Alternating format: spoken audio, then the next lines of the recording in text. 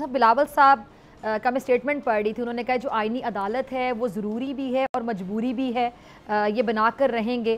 سر ضروری کی تو سمجھ آتی ہے، یہ مجبوری کیا ہے؟ مجبوریاں دو ہیں، ایک کا میں ذکر کر سکتا ہوں، میرا خیال ہے وہ یہ ہے کہ بلاول چیئرمین بلاول یہ سمجھتے ہیں کہ وہ جو چارٹر آف ڈیموکریسی تھا اس میں چونکہ بی بی شہید نے، ان کی والدہ نے اس کو رکھا تھا، تو وہ اس لیے یہ ضروری ہے کہ آئینی عدالت کوئی ہو۔ اب آئینی عدالت پہ بحث جب ہو رہی تھی اور اس کی چارٹر آف ڈیموکریسی کے جو اس کے مندرجات تھے اس میں ٹیکنیکل کمیٹی میں مجھے بھی آخر دم میں آ کے بی بی نے لندن بلا لیا تھا، اور 12 بلکہ 10 11 12 13 14 مئی میں اس میں ساتھ تھا، صفدر عباسی اور رضا ربانی کے، جو ہم 3 پھر فائنلی ڈیلیگیٹ سے اس کمیٹی میں جس نے ڈرافٹ کیا۔ جی میں میری بس یہ سجیشن ہوگی، ان کو یہ ضرور خواہش ہے کہ کانسٹیٹیوشنل پیکیج ہو، لیکن کانسٹیٹیوشنل پیکیج جب 18ویں ترمیم میں پاکستان پیپلز پارٹی نے شامل کیا تھا، اور 18ویں ترمیم میں ایک بڑا وسیع تر کانسٹیٹیوشنل پیکیج دیا گیا، اس وقت یونینیمس بھی تھی کورٹ ساری، وہ چارٹر آف ڈیموکریسی پہ نواز لیگ اور پیپلز پارٹی کے دستخط بھی تھے۔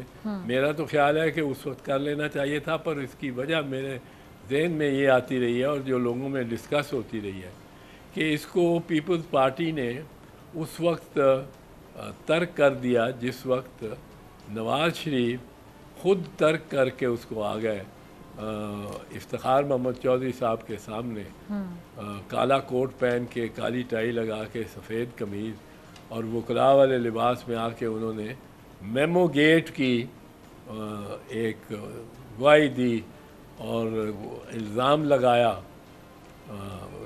صدر آصف علی زرداری پہ کہ انہوں نے یہ کیا ہے سیکریٹلی ایڈمرل میک ملن کے ساتھ، جو کہ جوائنٹ چیفز آف سٹاف فوج کا سربراہ تھا امریکہ کی۔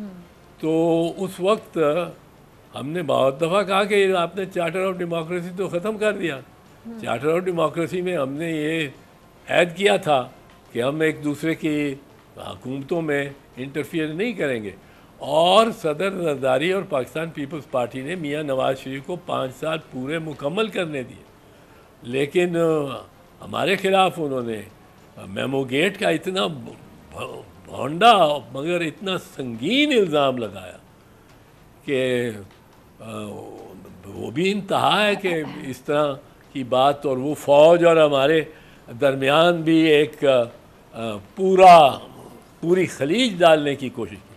اس وقت میں سمجھتا ہوں کہ ہمارا یہ موقف تھا کہ میاں نواز شریف نے ترک کر دیا ہے، پھاڑ کے پھینک دیا ہے چارٹر آف ڈیموکریسی، پھر بھی چارٹر آف ڈیموکریسی میں چونکہ تھا تو چیئرمین بلاول کا یہ سمجھنا کہ یہ ضروری ہے، یہ مناسب بات ہے، اس کو سمجھا جا سکتا ہے۔ اب کس طرح کبھی سوچو آپ، میں سوچتا ہوں کہ یہ انتقال اقتدار ہو رہا ہے، اور یہ منصور علی شاہ صاحب آؤٹ ہو رہے ہیں اور آل پاورفلی آ رہے ہیں قاضی صاحب۔ اب قاضی صاحب اور منصور علی شاہ صاحب، یہ ہمارے ہاں ہوا ہے، 1997 میں یہی ہوا تھا۔